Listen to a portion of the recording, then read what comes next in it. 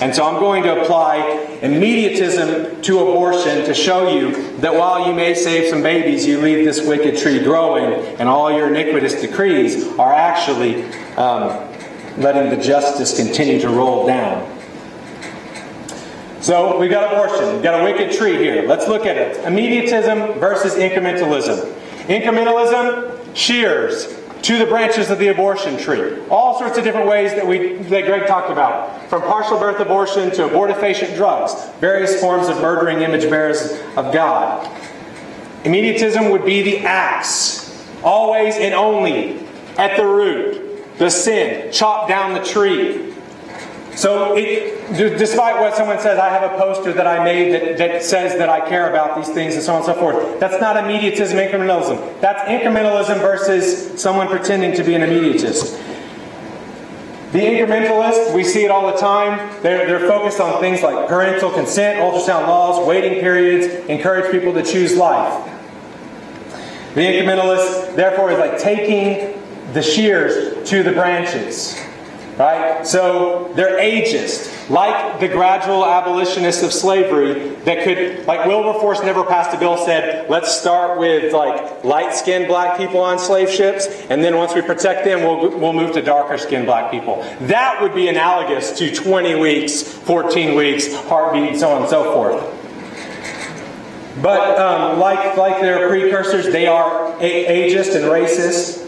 Bans on partial birth and abortion methods, so you have method bans.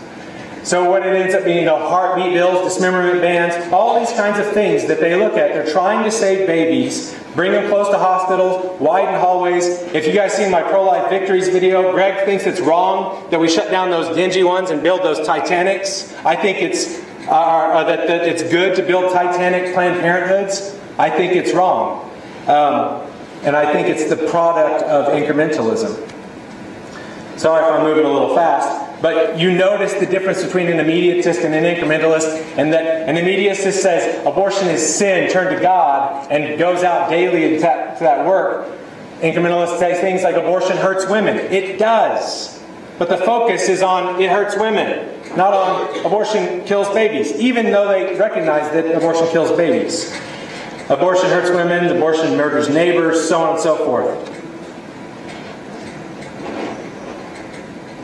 Don't want to belabor that point. So let's look at how it works. The incrementalist says, all right, we've got this wicked tree. Babies are dying.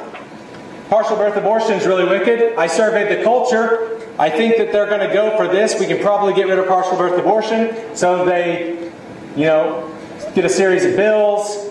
They look at this guy, Leroy Carhart, 1997, say this is inhuman, what he's doing to these babies. Partial birth abortion is gross.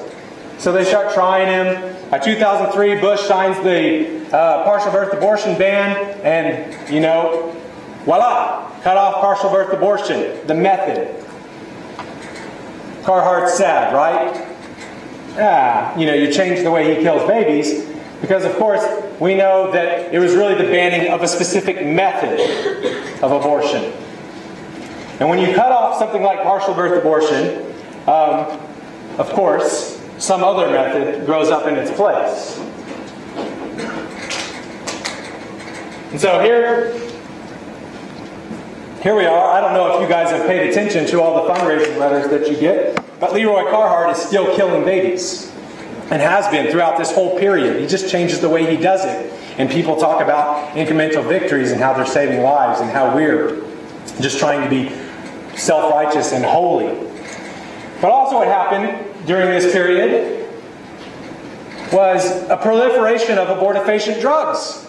So you changed one method, you cut off a method, a different form of late-term abortion that's not partial birth abortion goes into place, and abortifacient drugs become available over the counter. Abortifacient devices become widely popular. Why? The tree's still standing. You're not saying abortion's evil. You're not saying abortion's murder. You're saying partial birth abortion's bad. You're playing with sin.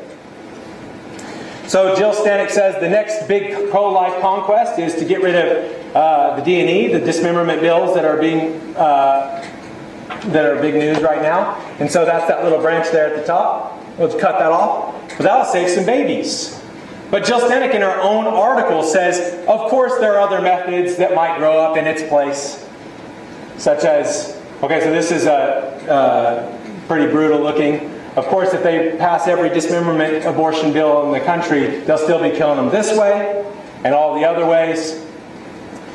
And let's just run a scenario that we cut off the late-term abortion thing, and we cut off all of the dilation, evacuation, curettage, and all that kind of stuff. The abortion providers themselves and pro-life advocates say and admit that they'll just come up with different ways of doing it, and we'll have labor induction abortions, and that way you can have, you know, body parts to traffic and all that kind of really sick stuff. Why? Why, if you chop off a branch, why does it always grow back?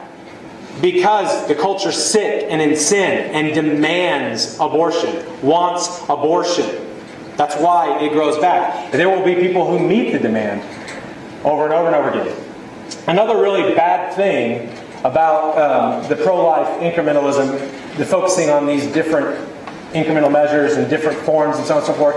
And we know this because we're activists. When you're out on the streets or you're at an abortion mill, high school, a college, or church or whatever, people say things like, oh, I'm opposed to the late terms.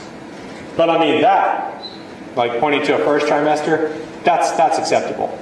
That's not what it looks like.